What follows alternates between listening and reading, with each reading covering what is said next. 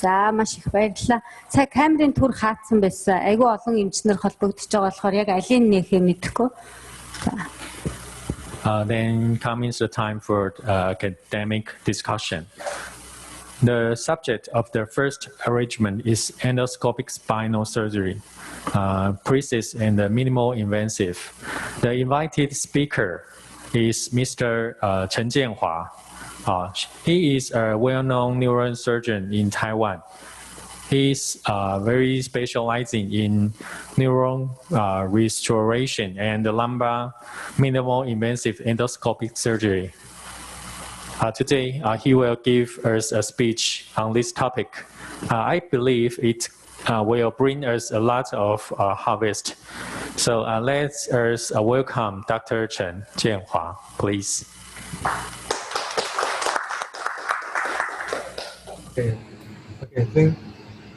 Thanks a lot for our Chief Dr. Lee's introduction. It is my great honor to share my experience. Now I'm going to show my slide. Please tell me if you can hear my voices and see my slide.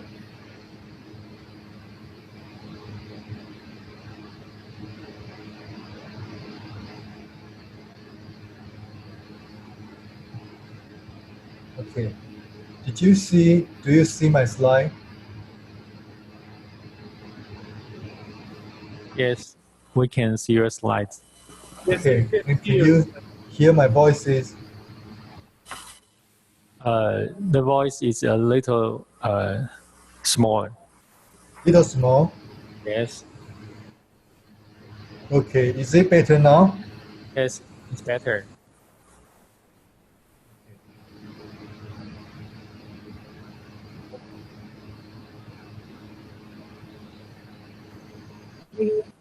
Манайхан сонсогдож байна уу? Энд чинь маань яриа хэр сонсогдож байна? Сонсогдож байна. За, окей.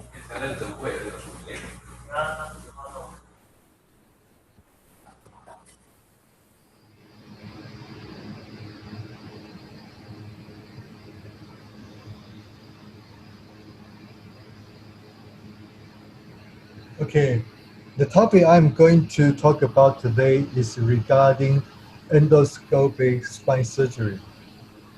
And the advantage is precise and minimally invasive.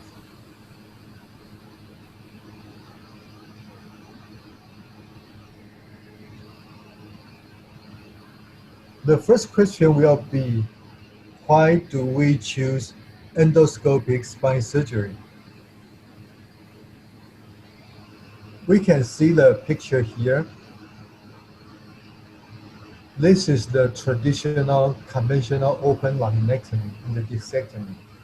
For example, if there is a disc over here, traditionally or conventionally, the muscle dissection is a lot, and then the bone removal is a lot as well. So the disadvantage of the conventional open laminectomy and the discectomy is the more lamina removal and the more muscle dissection. If there is a lot of muscle dissection, the muscle may have some atrophy. There may be some weakness of the back muscles. And if there is a lot of bone removal, it will influence the stability. It means that there will be more instability of the spine. But when we use the endoscopic discectomy, we can achieve better preservation of the lamina, better preservation of the muscle, and the better preservation of the stability. For example, this is the lamina, this is the facet joint, and this is the rupture disc over here. And we'll put a scope through this trajectory, which is transforaminal trajectory, to approach the disc. The muscle is preserved, lamina is preserved, the facet joint is preserved. We just remove the rupture disc over here. That is the great advantage of the endoscopic spine surgery. Minimally invasive, the wound is less than 1 centimeter, and most of the bone and the muscles are well preserved. Excuse me, is my speech speed okay? Yes, it is fine. Thank you. Okay, good. Thank you very much. Now, I'm going to show the video to show the detail of the transforaminal technique to remove the rupture disc. Transforaminal approach.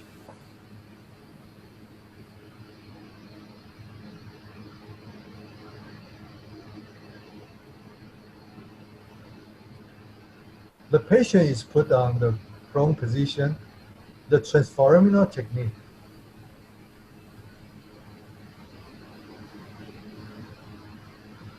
We mark the landmark, the iliac crest, the midline, and plan the entry point.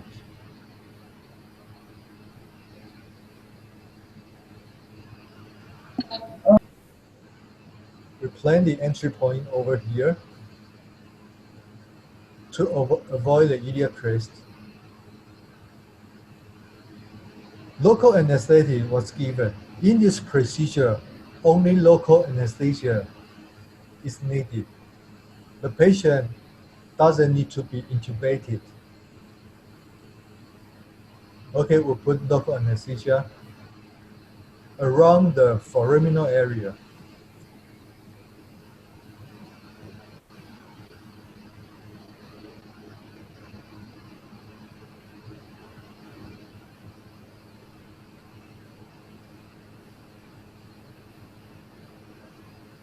And the incision is usually less than 1 centimeter.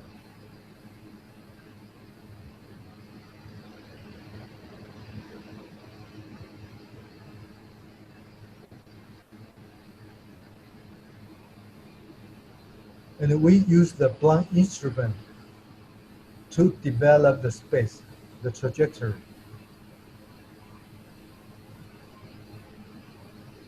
And sometimes there is the hypertrophy of the facet joint. For example, there is bone growth over here. Sometimes there is hypertrophy of the bone over here, so we can also use endoscope to remove the osteoclast.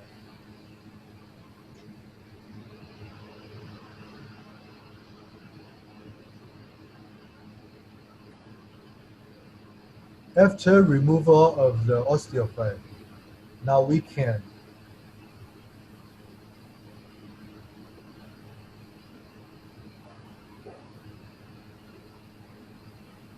put the real endoscope.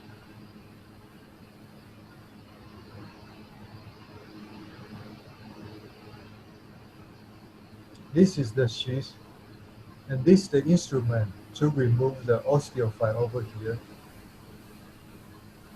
Sometimes there is a spine neuroforamen narrowing, which means the narrowing of the foramen over here with the hypertrophy of the SAP, hypertrophy of the superior articular process.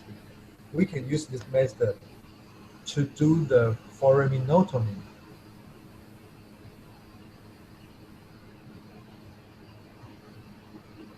Now this is the endoscope. Then we put the forceps to remove the disc.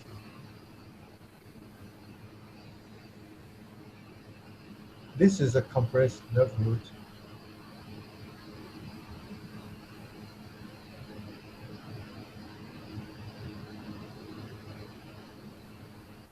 This is the forceps to remove the rupture disc.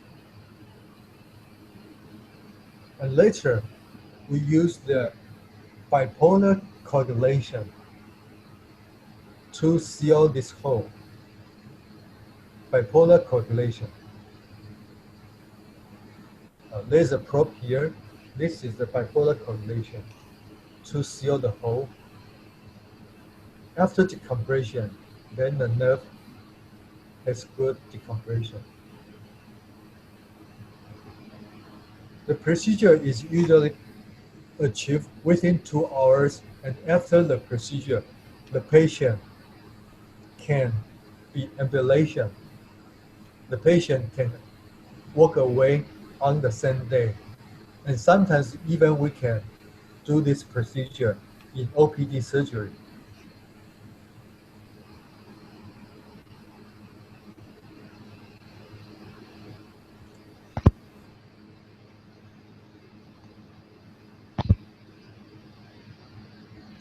Now, I'm going to talk about in what condition or the indication of endoscopic spine surgery. With the advancement of the technology and with the advancement of the camera technique and the high resolution endoscope and the smaller instrument, now almost all kinds of compression can be decompressed using endoscopic spine surgery. For example, central and foraminal spinal stenosis we can achieve with endoscopic spine surgery. For example, lateral recess stenosis, all type of disc herniation, even with disc migration, you can achieve with endoscopic spine surgery as well. It can be used to treat synovial cysts, and it can be used to treat thoracic disc herniation, to do decompression of the thoracic spinal stenosis, to do the lumbar stenosis, all kinds of compression, all kinds of disc can be managed of endoscopic spine surgery.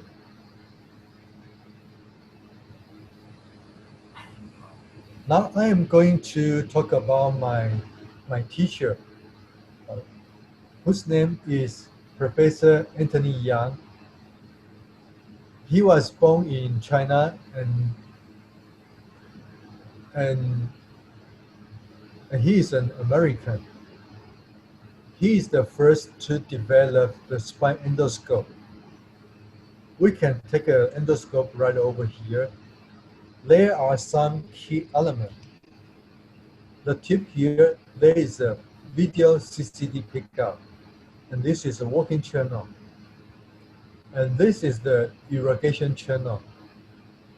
So under endoscope, we are doing the procedure under the water. So the visual field is very clear because most venous bleeding can be stopped by the fluid pressure. This is the irrigation channel. The fluid going down and going up. And this is a working channel to put the forceps this longitude. And of course, there is a light source over here. Professor Yang is the pioneer of spine endoscopic surgery, and he has developed this system since 1997. This is Professor Yang. He is my teacher, and he had when our neuro restoration clinic in Yuanrong医院 in Yuansheng Hospital. This is the opening. He has come here to give us some encouragement talk.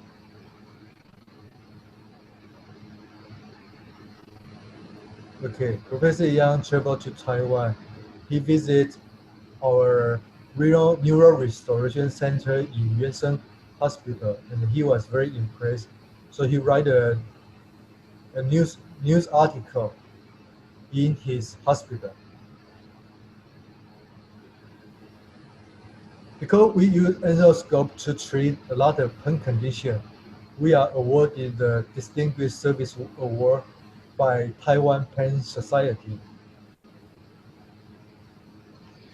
Now we are going to see a real patient, a real case. This is a patient with L5 S1 Rupture Disk. This is the disc. This is the rupture disc. This is the nerve root with compression and with swelling. The swelling nerve root over here, which is the S1 nerve root, is severely compressed and the leg is swelling as well. We do precisely targeted endoscopic surgery to remove the rupture disc. After removal of the disc, the patient recovered well. She has good improvement of pain and a good improvement of numbness.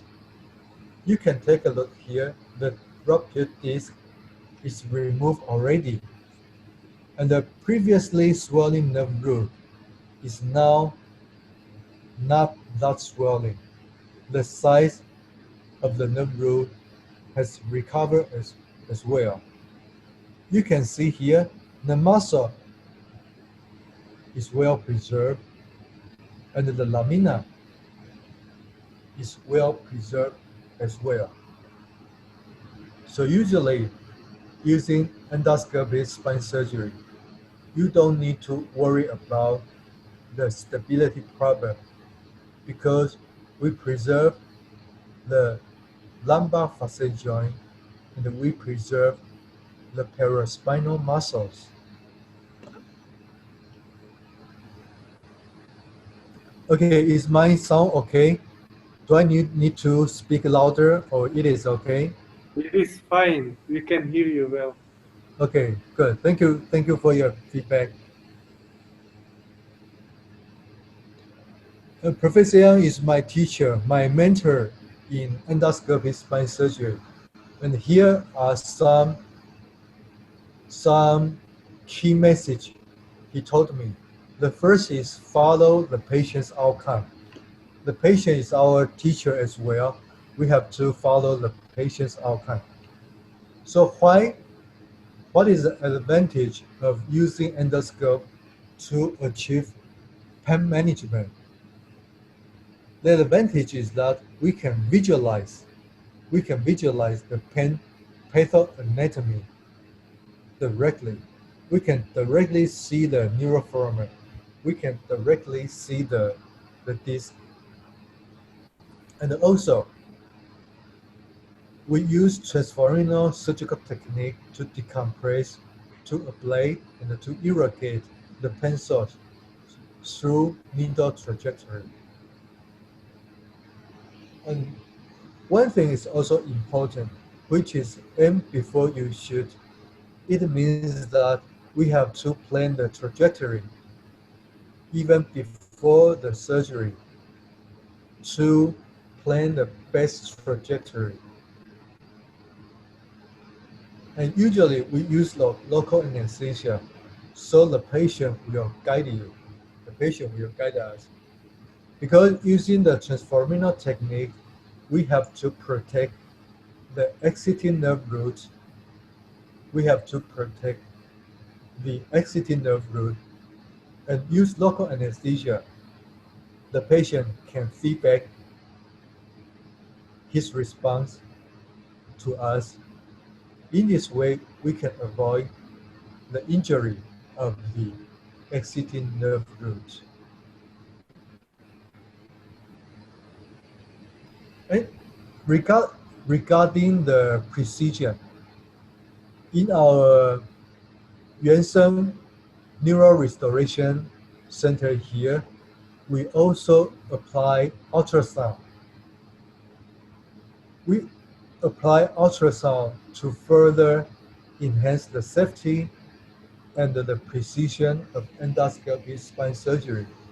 For example, when we do C-spine management, if we use only X-ray, X-ray can see the bone, but the fluoroscope, the X-ray, cannot see the soft tissue. In C-spine, in cervical spine, there are some critical soft tissue structure, which is vertebral artery, carotid artery, esophagus, nerve root, disc. All these structure can be well seen by ultrasound. So we use ultrasound to avoid injury of critical blood vessels, nerve root, and avoid injury of esophagus. Regarding the thoracic spine, using ultrasound, we can see the pleural movement directly. In this way, we can avoid the risk of pneumothorax during needle placement. And we can also use ultrasound to locate the level of thoracic spine by rib counting. It is even more precise in comparison with the X-ray. And for the lumbar spine, when we do the transforaminal route, we have to avoid injury of the kidney, avoid injury of the ureter.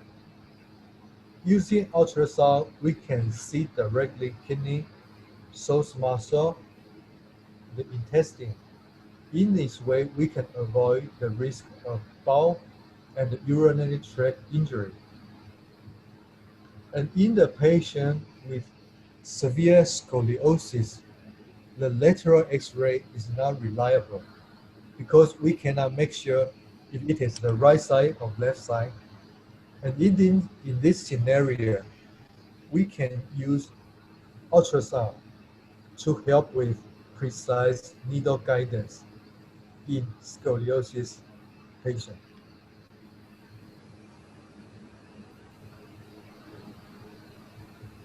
Now we are going to take a look of the ultrasound of lumbar spine, source muscle, and the intestine.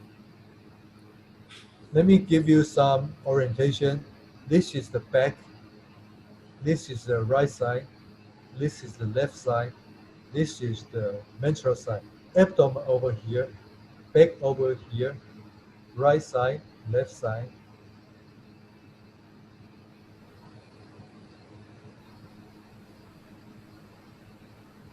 Okay, this is the source major muscle. Intestine over here. This is the transverse process. This is the lamina. So when we do the endoscopic spine surgery, we combine X-ray and ultrasound to further enhance the precision.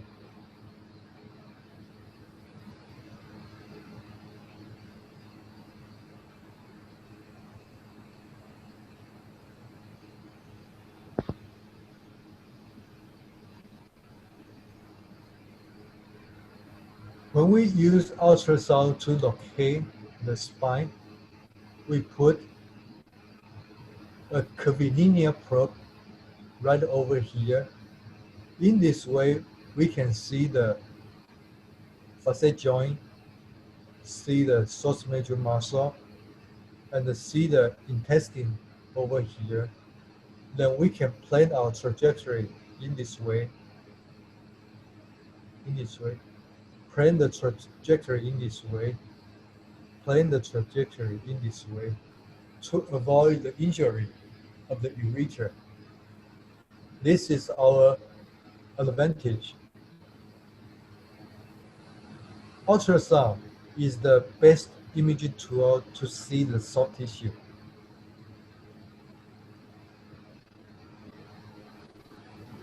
Now I'm going, in addition to the rupture disc, another good indication for endoscopic spine surgery is for lumbar stenosis.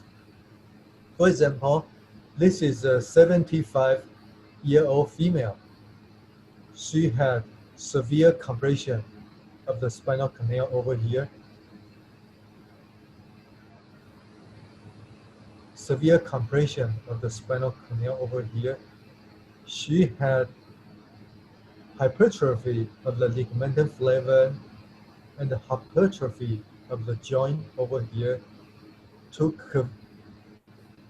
cause severe compression of the spinal canal, severe compression of the dura sac and the nerve root.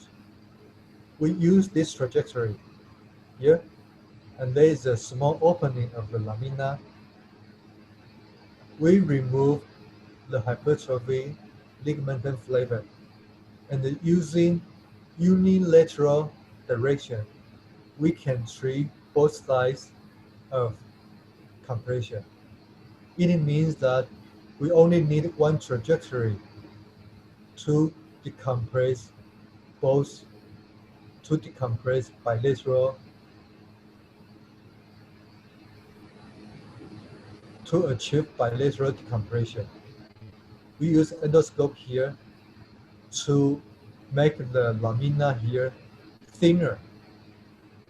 We use the diamond burr to remove the underside of the lamina and also to remove the ligamentum flavum to achieve decompression.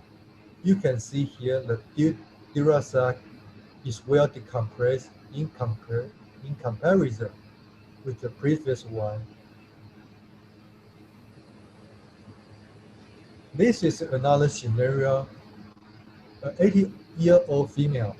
She had a low back pain with radiation to right lower limb with numbness for 5 years. The MRI showed there is a severe L4-5 severe stenosis, and we use endoscopic decompression, unilateral laminectomy to achieve bilateral decompression. The post-operative follow-up, the patient had good improvement of pain and good improvement of numbness. This is the approach. The severe compression. Because using endoscope, the stability is preserved. The patient is old. We don't need to do implantation. The patient will not need pedicle screw, and will not need the intervertebral cage because the stability is preserved. And this 80-year-old female, after the procedure, she can stand up and work on the same day, even though she is an 80-year-old female.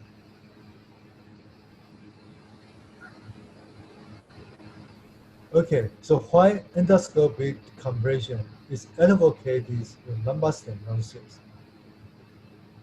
Endoscopy ULBD for lumbar stenosis in elder patients. What are the advantages? The stability elements, including paraspinal muscles, interspinous ligaments, lumbar facet joints, and the lamina, are better preserved, and the patient had fast recovery. The patient can be ambulatory on the same day of operation. We can have good visualization of ipsilateral and the contralateral SAP to achieve good decompression. Because the stability is good, is well preserved, we don't need to put implant, so there will be less adjacent problem. But using endoscope is not. There is also some limitation. For example, the potential difficulty is the prominent spondylolisthesis. If the patient has very severe spondylolisthesis, for example, more than grade 2, then implant still should be considered.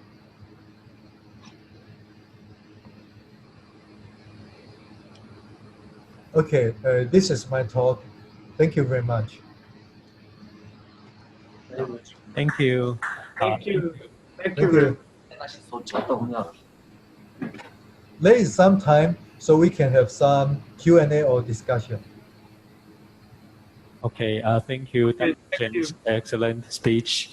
Very clear, including the knowledge of the endoscopic surgery and some cases of different indications.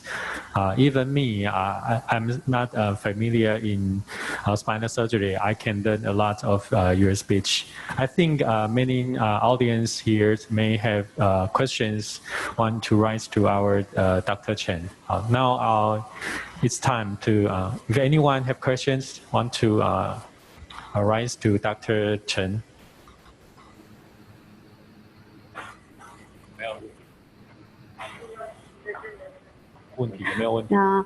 Та гэдэд асуулт байна уу сая сургалтаас?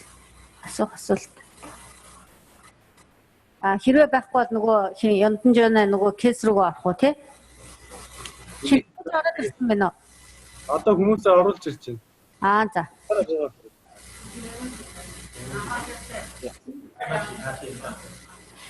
Өөр юугаар холбогдож байгаа бусад эмчнэрээс асуух асуулт байгаа болов уу?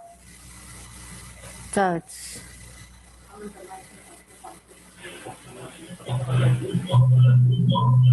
Хэрвээ асуух асуулт байвал бусад орж байгаа эмчнэр маань нөгөө гараа өргөөрэй. Тэгэхээр эндээс хараад та нарын микрофоныг нээн шүү.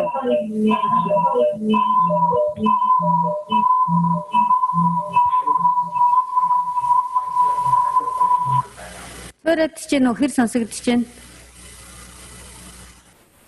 Байна уу?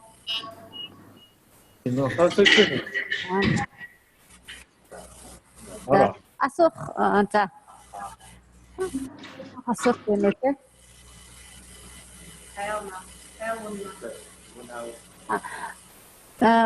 Хин эмч холбогдож байна? Асуух асуулт байна үү те сургалтын талаар?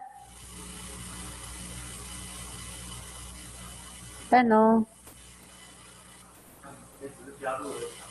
加入而已咋？好像没有问题了，没有 question。好，谢谢陈医师。Thank you for listening. баярлалаа гэд хэлээр манайхаа. Thank you. Thank you. Hope to see you soon. Me too. Thank you very much. Thank you. Bye bye.